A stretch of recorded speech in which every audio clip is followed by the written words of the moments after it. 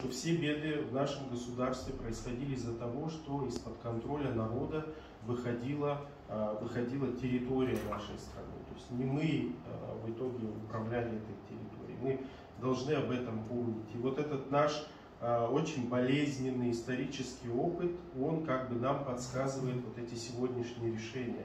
Мы не должны, вот читая о событиях столетней давности, мы видим, что фактически мы опять же вот в ту же самую колею попадаем и повторяем ужасные ошибки, приведшие нас к трагедии на самом деле. Мне кажется, что надо сказать нет всем этим решениям. Мы не можем, даже я считаю, что концептуально мы не можем обсуждать этот закон, мы не можем, как нам предлагают, обсуждать конкретные положения закона.